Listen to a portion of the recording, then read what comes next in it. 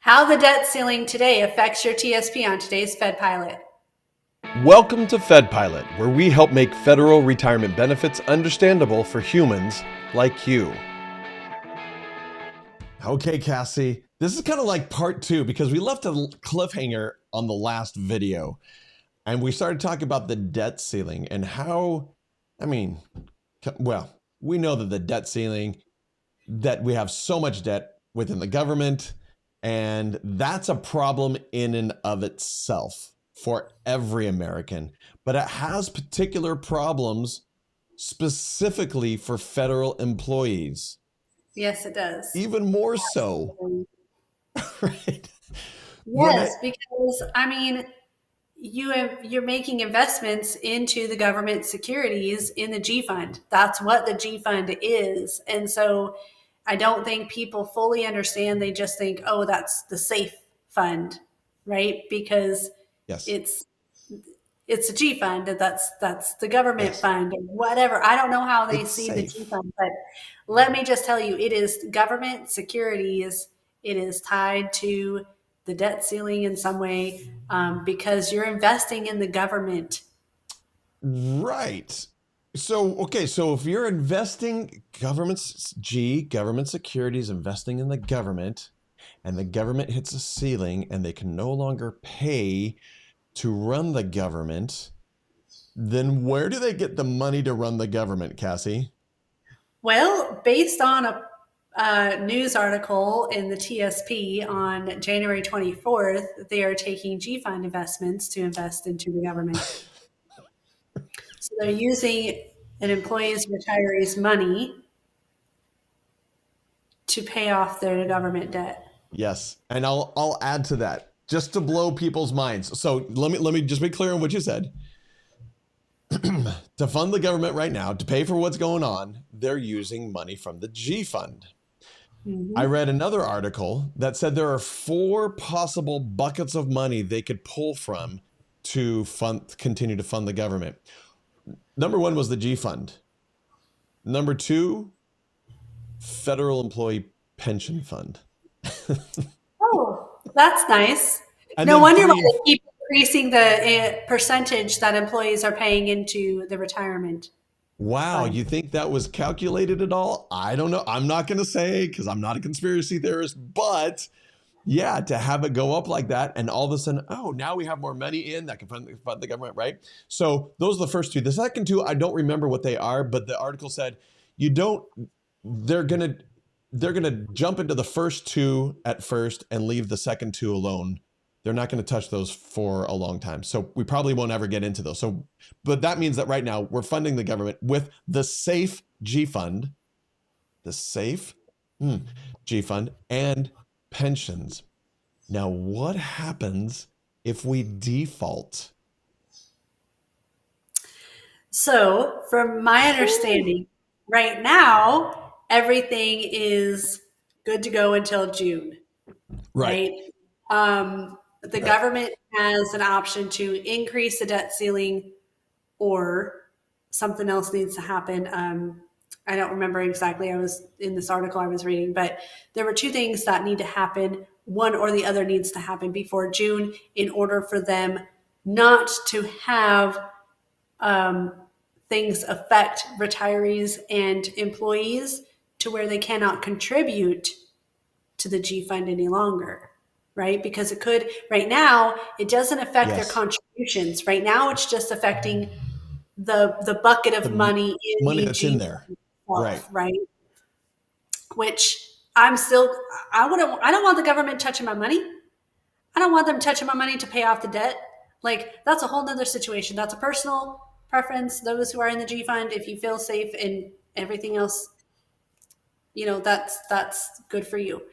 Um, However, when it becomes a problem for them to not do something by June, then what? Employees and retirees cannot invest or make contributions to or withdrawals, or how far does that rabbit hole go where it ties up investments in your G fund or in the Right. G? Right. So it In saying this, Cassie, our minds are being blown, right? I mean, just what the heck, right? At the same time, I'm sure yours are being blown as well when you hear this and how this works. But we don't want to scare anyone like, oh, the sky is falling. That's not what we're trying to do, because Cassie, you and I are assuming that by June, something's going to happen. They're going to fix it and it should be all fun. And then they'll pay back what they borrowed in the G fund, and they'll pay back what they borrowed in the pension funds as well. So that should all be good. But there is number one, there's a possibility. And number two, how far do we take this? How many times can this happen again and again? And how big can our debt get before this actually affects us? Before we can no longer put a Band-Aid on it, right? Right now we're putting Band-Aids on it, and then it's healing, we're pulling it off.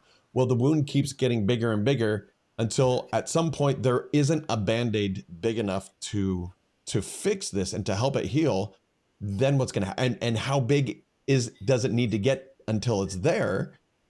So we need to seriously be thinking about these questions. Not that we can affect what the government does, but we can think about what we are doing as far as saving for retirement, making sure that the money's still going to be there when we retire, because a lot of people still have 20 years to retire, and what's it going to be like in 20 years? So a lot of things to be thinking about. We're not intending on freaking people out, but I'll just tell you, I'm freaking out a little bit because it's blowing my mind.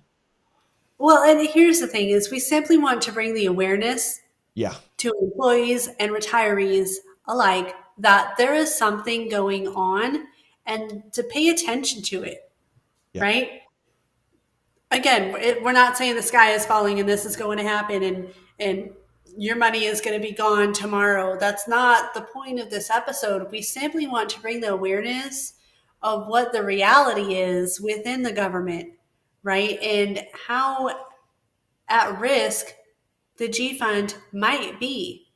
Even though you think it might be safe, you're investing in the government. And here's how it works, because I don't think people have a full understanding of exactly how it works. They think it's a safe fund.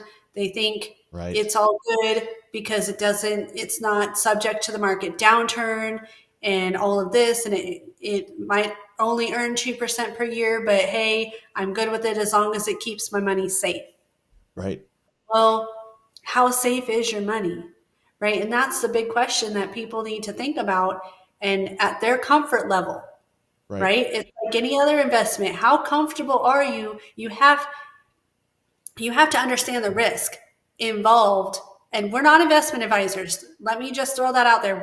We're not licensed. We're not trained investment advisors. We're simply bringing you the news on what's going on within the TSP and what we've heard and seen, and helping you to bring that awareness so you can determine your own risk factors. Right. So you can talk with your own investment advisor or an investment representative about your situation.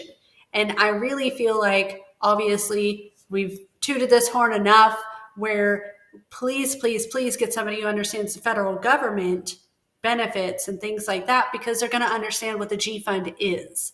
Yeah. Not all investment representatives or investment advisors are going to understand the G fund because they don't understand the TSP. And it's not the same as an IRA.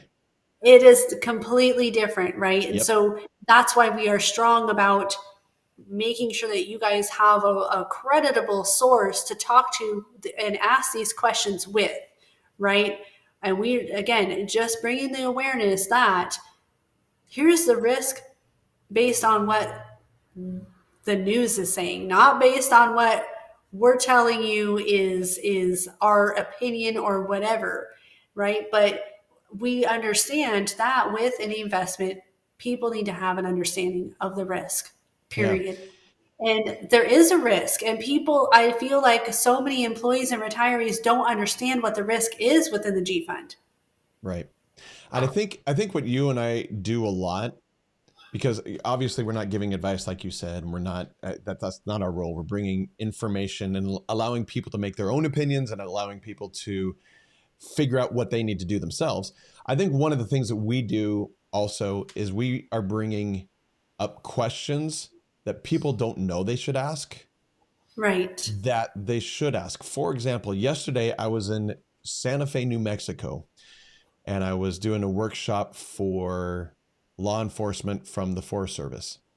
And I asked them, I said, all right, you guys know the G Fund, right? Yep, we all know the G Fund. Okay, what is the phrase around the G Fund that makes the G Fund so appealing? And they all said, it's safe. Right? Okay, and we've heard that, and we just mentioned that as well. But one of the questions we should ask ourselves is, define safe. What does safe mean? Yes. And when I do that, they say, well, you'll never lose money in the G Fund. And I said, actually, what you're saying is that the percentages from historical always go up. So your dollar amount will always increase. Is that what you're saying? Yes. All right. That's what safe means. But when we take a look at, the government borrowing from the G Fund, is it safe now? And they're like, oh yeah. When we pair it with inflation, is it safe now because it's not keeping up with inflation? Oh, right. So we have to make sure that our definitions of words are correct.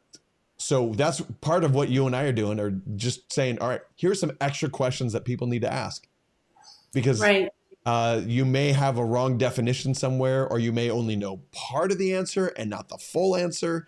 And it's important to get the full answer on all of these questions. Absolutely.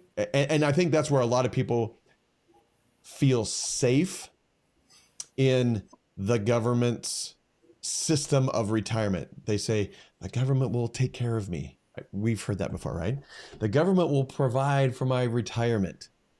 No, in fact, I just decided we're going to do another recording on another episode on the federal employees' accountability for their own retirement, which is a whole nother topic we'll talk about. But yeah, I don't know. That's how I thought. What are your last thoughts here, Cassie? Yeah, so I think you made up a very good point, because we kind of myth bust all of these different water cooler phrases or water cooler talk and misconceptions really on what employees are told about certain situations. And I think you just you hit it home, letting people understand that we are simply trying to just make them aware of what safe versus risk. What does that mean? What does that mean to you? What define those two, and make sure you're fully understanding what it means. And that's why it's good to have an investment representative or investment advisor who is also going to bring up those different topics. They're going to use those different phrases, and they're going to help you understand, especially somebody who understands federal benefits, because they can give you advice on the TSP and those different investment funds that are in there. And they're going to talk about the risk and the safety of each investment, so that way you have a full understanding. So please do your due diligence on your side of your benefits as well, and make sure that what you're actually trying to do is what you're actually trying to accomplish. Right. Bye, guys. Thanks for coming. We'll see you in the next episode.